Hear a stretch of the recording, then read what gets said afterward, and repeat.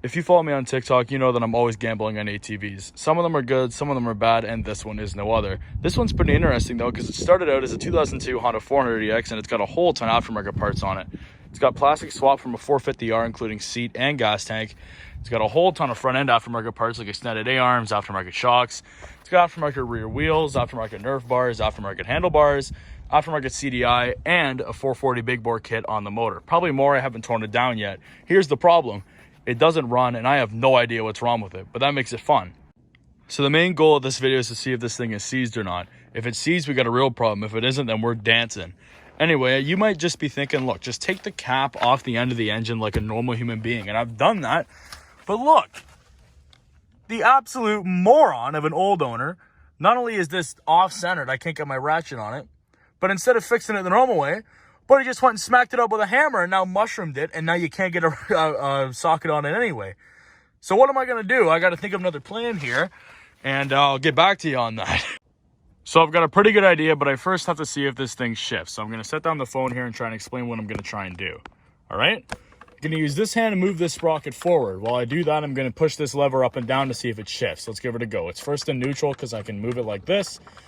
Let's try and put it in first. Listen for the click, all right? There it is. There's the click. It's in first. So I'm going to try and move it now. Listen for the click in second. Second. Hear that click? Third. There it is. Fourth. And fifth. That is fantastic news. That means that this thing shifts through all 5 gears and the transmission is good. So I had a clip where I showed that it shifted down, but for some reason it got deleted. Whatever. I'm still new to this. Don't get mad at me. But it does shift down. Anyway, here's my plan. I have the chain without the connector link here. I'm going to throw half of the chain over this sprocket, loop it down, and then loop it onto that other sprocket. The other half should just like dangle over there or whatever. Then I'm going to lift the quad up in the air so I can turn the wheels freely. I'm going to put it in first gear and try and turn the wheel. It should lock, but I should be able to spin it just a little bit to show that the piston is moving up and down. If the piston moves up and down, then the motor is not seized. And bam, we got a good motor.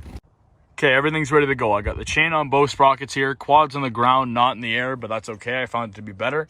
I'm going to be pushing this rear wheel. I'm going to be pushing the quad this way. And I'm going to set the phone right here so you can watch what's important.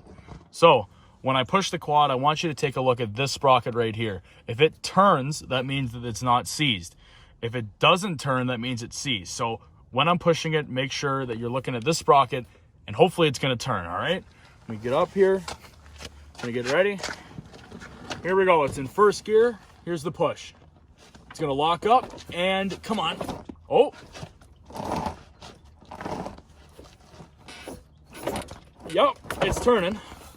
So that means that the motor is not seized. Let me try one more time here. Okay, sorry about that. My phone had a bit of a moment there and cut the video short. But you did see the sprocket move, which means the motor is not seized. That's probably the best news I could have gotten from this thing yet.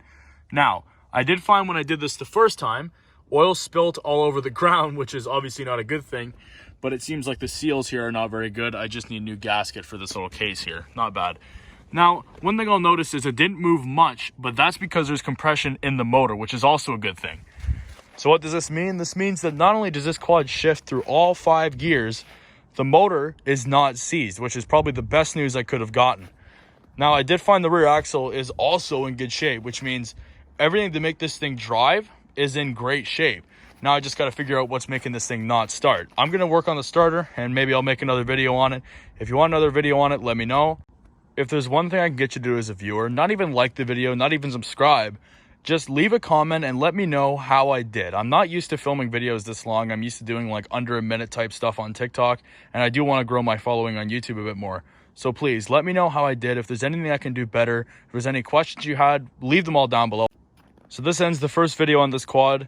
If you have a good name for it, let me know. I was thinking about calling it the 440R because it's not a 450R and it's not a 400EX. I'll call it the 440R because that's the amount of CCs that are in it. But if you have a better name, feel free to let me know. If you want to, you can subscribe. I'm not going to force you to. I like to just get things over with on this channel and not dilly-dally around. So if you want to subscribe, feel free. And until next time, this has been Car Pumper, and I really hope you enjoyed the video.